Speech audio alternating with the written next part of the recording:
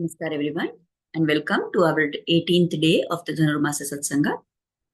Lakshmi Natha Samarambham Natha Yamuna Madhyamam Asmadacharya Paryantam Vande Guru Paramparam Yo Nityam Achyuta Padambuja Yukma Rukma Vyamohatastaditarani Trinaya Mene Asmad Gurur Bhagavatosya Dayaika Sindhoho Ramanujasya Charanau Sharanam Prapadye आपदामपहर्तारं दातारं सर्वसम्पदां लोकाभिरामं श्रीरामं भूयो भूयो नमाम्यहम् यत्र यत्र रघुनाथकीर्तनं तत्र तत्र कृतमस्तकाञ्जलिं बाष्पवारी परिपूर्णलोचनं मारुतिं नमत राक्षसान्तकम् कूजन्तं राम रामेति मधुरं मधुराक्षरम् आरुह्य कविताशाखां वन्दे वाल्मीकिकोकिलम् वेदवेद्ये परे पुंसि जाते दशरथात्मजे वेदप्राचेत सादासीद् साक्षात् रामायणात्मना. With prayers at the lotus feet of Acharya and the Lord Rama, let us continue our session. So, in yesterday's satsang, we had seen how Sumitra blesses Lakshmana and she says that the very purpose of your life is to serve Rama and Sita. So, happily go to the forest and consider them only as your parents and serve them. So, after taking leave of everybody, Rama, Lakshmana, and Sita, they walk out of the city of Ayodhya. So by the time they leave, it is late afternoon. And as they walk, we already saw how the people of Ayodhya were all in grief. So all the men folk, all the Brahmanas, the Kshatriyas, the Vaishyas, the Shudras, people of all categories, all the men folk, so many of them, they all start following Rama, Sita, and Lakshmana and walk along with them. They are all in a lot of pain and they keep calling out to these Rama, Sita, and Lakshmana. So what has happened is that when they want to leave Ayodhya, then Dashratha has ordered that Sumantra should take them in that chariot. So they have climbed into the Ratha, into the chariot. They are walking and going, and all these people are following behind them.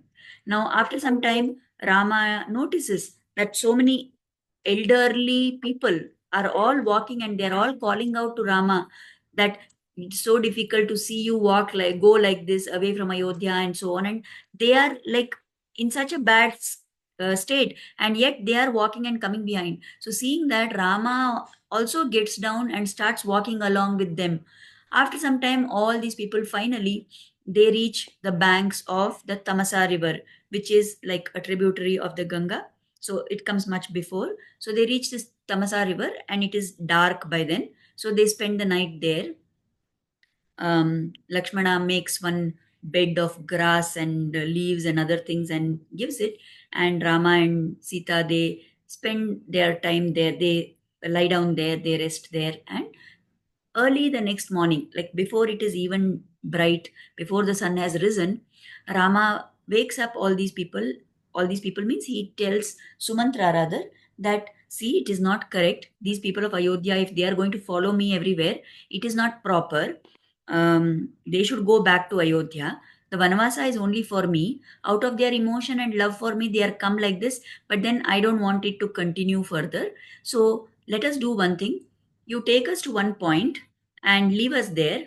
Then you come back here and you make the chariot to run in the direction as if it is going towards Ayodhya. Then after some time, from that place by another route, you come back and pick us up so that we can, three of us can go ahead. But these citizens should feel, these Ayodhya people should feel that we have all gone back to Ayodhya. They should only see the tracks of the Ratha in the direction going towards Ayodhya. So then they will also go to Ayodhya and they will reach back home. I don't want them to come along with me like this in the Vanavasa. So Sumantra does as he is instructed. And after that, he picks up Rama, Sita, and Lakshmana from the other spot and they continue further on their journey. In the meantime, these people, Ayodhya Vasis, wake up when it is sunrise and they look all around and they are shocked. Oh, Rama, Sita, and Lakshmana are not here. Where did they go? Where did they go? They wonder. And they start searching here and there.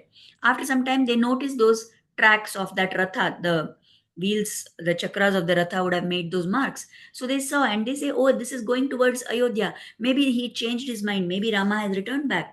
And very happily, they all rush back towards Ayodhya. But when they return to Ayodhya, they find that the same desolate condition is there.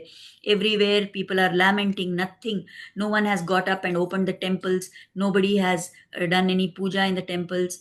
All the roads are deserted. Everywhere people are just sitting on the veranda of their house in a listless manner. And then they realize, they say that, oh, Rama has played a trick on us. They have gone away somewhere else. And then, anyway, there is no alternative. They have returned to Ayodhya, so they stay there. Everybody is very sad. In fact, it is described that when they come back like this and find this Ayodhya bereft of Rama, Sita, and Lakshmana, they say that Ayodhya is looking like a Mahasagara, like a great ocean, but now there is no water left in that. That ocean has dried up. That is the condition of Ayodhya without these three people in it. So they come back. Everybody is very sad, and that, general attitude of depression is there throughout the city. On the other hand, Rama, Sita, and Lakshmana, they went further with Sumantra, right? So as they go, keep moving forward, they reach the boundary of the Kosala kingdom and they go away from there. Rama feels sad. He says, I don't know when I will be seeing this place again. And he's very sad at having to go away from his motherland. Finally, after they move, they come to the banks of the Ganga river, and that is the place called as Shringi Berapuram. And here there is the king of the tribals, king of the Nishadas, called Guha. Now, the minute Guha comes to know that Rama is there, he comes rushing there, and Lord Rama embraces him with so much joy. Now, Valmiki describes this Guha as Rama's Atma Sakha. So here again we are shown that Saushilya's guna of the Lord, that he is so accessible to everybody. He is not bothered about which category of people they are. This person is, after all, just a tribal man. What great achievement does he have? What has he done to get Rama's grace? But then he is called as Atma Sakha, because previously on some occasions Rama had come to this area for hunting and other things. And at that point of time, he had made friendship with this Guha. Now, this Guha is heartbroken also. He brings, now when he comes to meet Rama, he's brought all different kinds of foods, he's brought different kinds of clothes, he's brought so many gifts for Rama. And he comes there and he tells Rama that, you don't worry, I heard the news that you have been sent to Vanavasa from Ayodhya, but this Shringiberapuram, this place is also yours. You will be the king here. You please have this food. You can enjoy. I have brought everything for your convenience. You enjoy my hospitality. And then from tomorrow, you only start ruling this kingdom. I have nothing here. Everything is yours. You be with us for all the 14 years, and then you can go back to Kosala. But Rama refuses. He says, the fact that you have come with all this love for me, that itself is the biggest gift that I have. And I have taken this vrata, so I cannot accept all these things. I will only drink water. And that night, Rama only drinks Ganga Jal, water of the holy Ganga river. And he says, however, anyway, these horses, they have come. They are my father's chariot horses. So they are tired. Whatever food you brought for the horses, let it be given to the animals. So they eat. Those horses are fed and watered and all that. And these people, then Guha and his followers, his servants, they prepare a bed again, like of some grass and other things. And then Rama and Sita go to sleep. Now, Sumantra also goes to sleep. Lakshmana, however, is standing on watch. And Guha, who is sitting there, he starts talking to Lakshmana. Then after some time, they both talk and talk for some time. And then it becomes late at night. So Guha tells Lakshmana that, okay, Lakshmana, I have prepared one bed for you also. You also take rest now. It's time, it's very late. So you have to also, tomorrow you have to get up and go further. So you please take rest, he says. Lakshmana's reply, Valmiki quotes, Katham dasharathau bhumau, shayane sahasitaya, shakya nidra maya labdhum, jivitam va sukhaniva. When Rama, the son of Dashratha, is sleeping like this on the ground with Sita, is it possible for me to ever be able to get sleep? How can I enjoy the pleasures of life when my brother Rama is like this sleeping on the ground with Sita, says Lakshmana.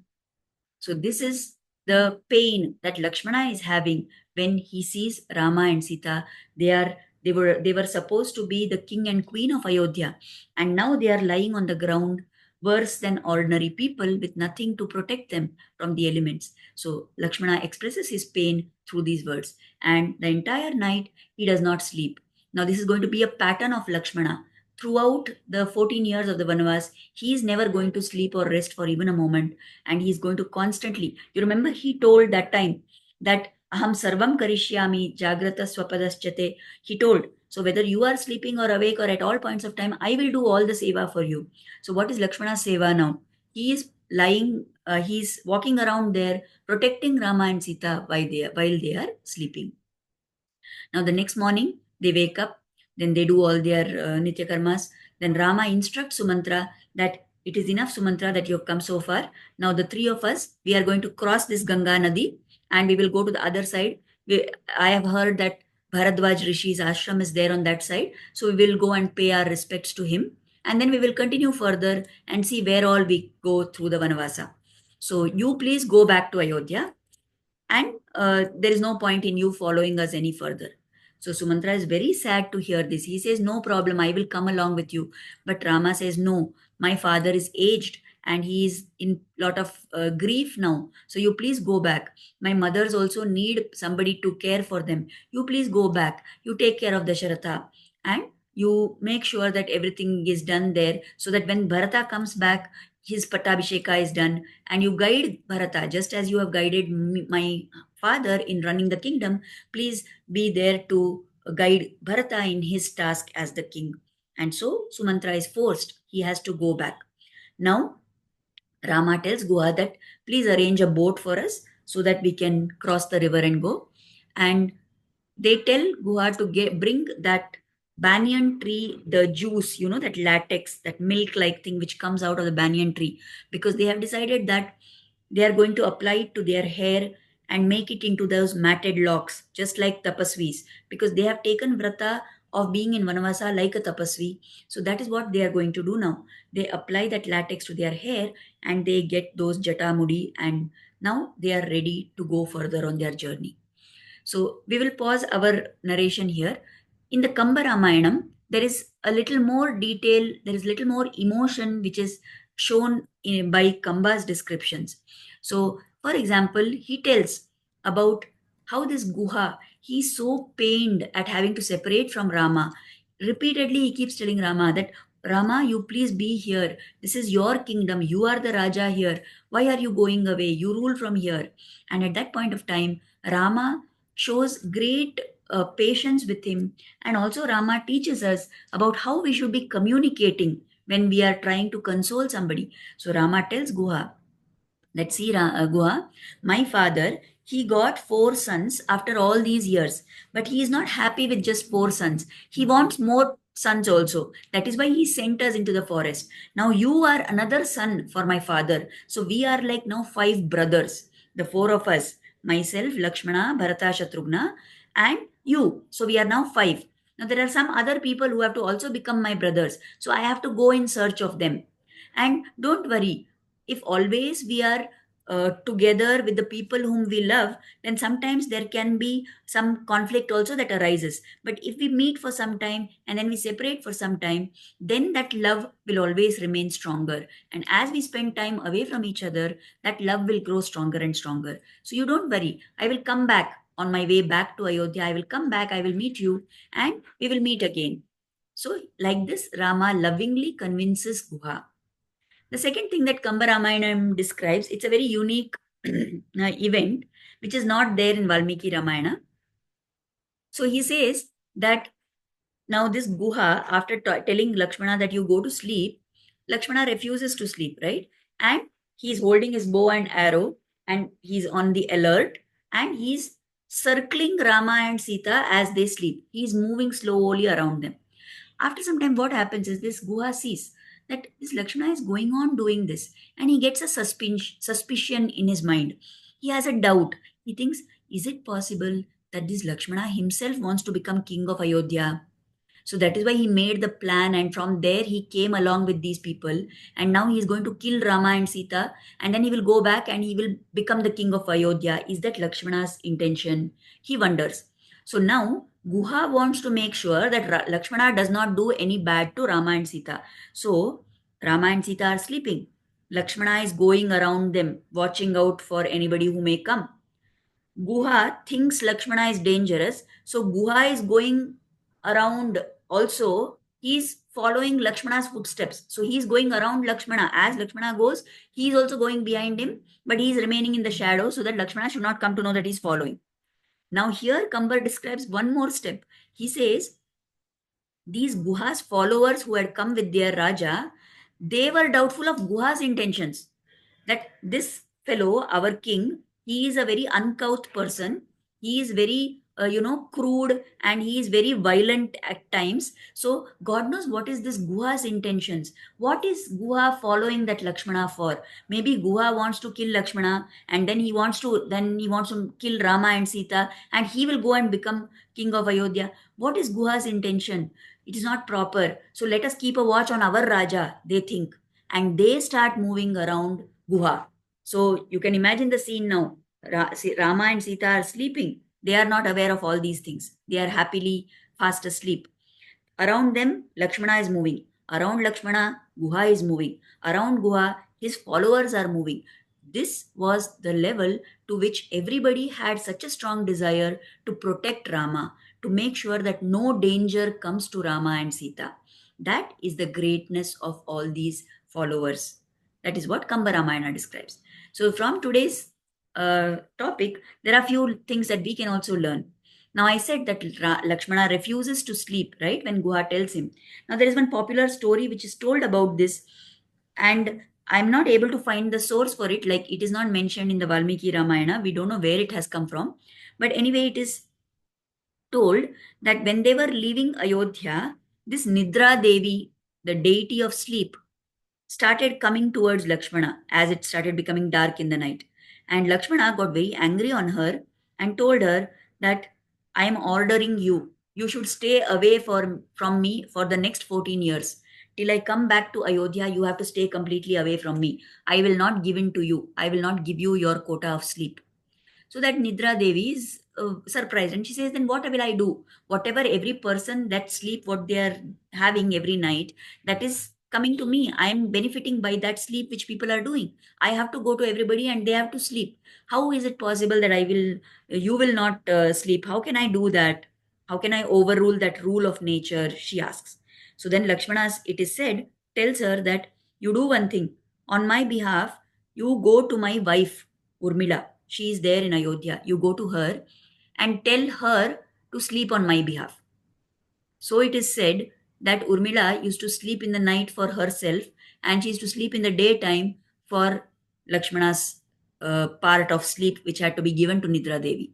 So here, this sounds like an odd story, but then what it is trying to tell us is Lakshmana was so committed to his seva that whether Rama is sleeping or awake, he is never going to sleep. He is constantly going to be alert and awake and take care of his brother and sister-in-law. That was his bhava of, such was the level of seva that he wanted to do. And in fact, I've heard it told elsewhere. Again, I'm not sure if it is there in the Valmiki Ramayana, but it is told that when later he has to fight Indrajit, who was the son of Ravana, the condition was that Indrajit could only be killed by somebody who has not slept for many years together. So that is why, in preparation for that, also we can say this Lakshmana is not going to sleep connects to that point. Okay. Now, since the topic of Urmila has come up, let us try to understand something about another concept here. Now, we saw that Sita told Rama that it is the duty of the wife to follow the husband, and because of that, I am coming with you. And Sita followed Rama. But when Lakshmana went to serve Rama, Urmila didn't go behind him. Now, if the rule of Patni Dharma applies to Sita, doesn't it apply to Urmila? To understand that, acharyas explain here that the concept is there is a difference between what is called as samanya dharma and vishesha dharma. Samanya dharma is the common baseline rule, and everybody should follow that. Vishesha dharma is a specific dharma which comes into effect at a time when there are special conditions. Like for example, suppose I have to do puja. That is Samanya Dharma. Every day I should do puja at that specified time. I should light the lamp in the morning and in the evening. Let us say someday I have gone to the temple and there is some special seva which is given in the temple to me. And because I was doing that seva, I am not able to reach home in time to light the lamp in the evening. Now, Samanya Dharma is lighting the lamp in my house. Vishesha Dharma is the special seva that I am doing in the temple. So when there is a clash between the two, then we have to do Vishesha Dharma. So I should finish the seva in the temple, and after coming back, I should pray to the Lord for forgiveness, and I should light the lamp in my house. So this is how this idea works. So now if we see, Samanya Dharma would have been Urmila following Lakshmana. But Lakshmana had a Vishesha Dharma. What was that? To serve Rama and Sita without even a tiny gap in that seva. So that was his Vishesha Dharma. So if this Urmila had followed her Samanya Dharma and come along, then Lakshmana would not have been able to perform his Vishesha Dharma. And that is the reason why Urmila was not following Lakshmana into the Vanavasa. That is why there was no question of Urmila going along with Lakshmana. Because in case of clash between Samanya and Vishesha Dharma, then the Vishesha Dharma is to be performed. So you can imagine how much we are talking about Lakshmana's sacrifice in going along with Rama and Sita. But imagine the sacrifice of Urmila also, who, for no fault of hers, has to remain without her husband like that in Ayodhya for 14 years. So that is the greatness of Urmila too. Okay, now we can also learn another thing, that how much is this Rama's Saulabhya and Saushilya? We said already that he is so accessible to people. Even a mere tribal, he is saying that you are my friend. Valmiki says Atma Sakha. Who is Atma Sakha? Somebody who is very dear to us, right? So it is like saying he is a friend of your Atma.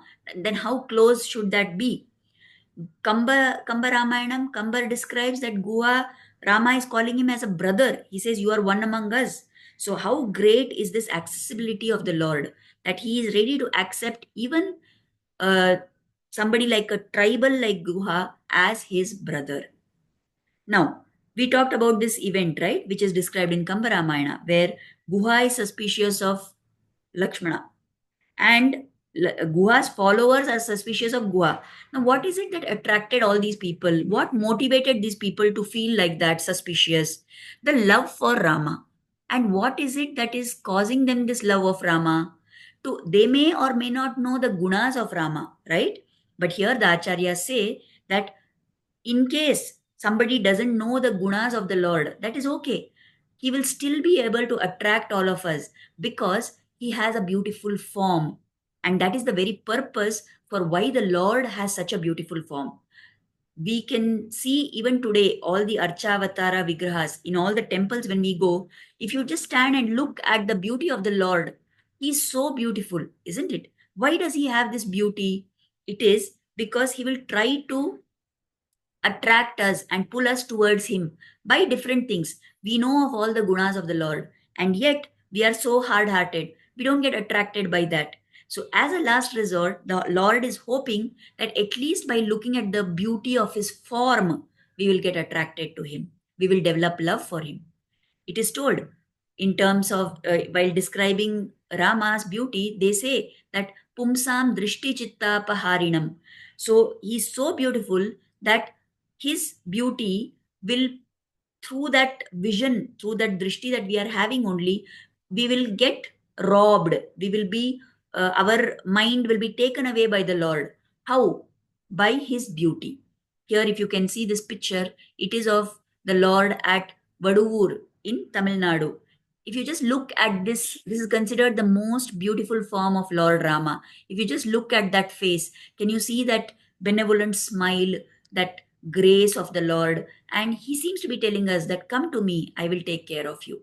That is the beauty and greatness of the Lord. So if we are not attracted by his gunas, at least we should be attracted by his beauty. And that beauty of the Lord is exactly what attracted Guha's followers. They didn't know anything about Rama, isn't it? And they are, after all, ordinary tribal people who have no appreciation for all the finer qualities.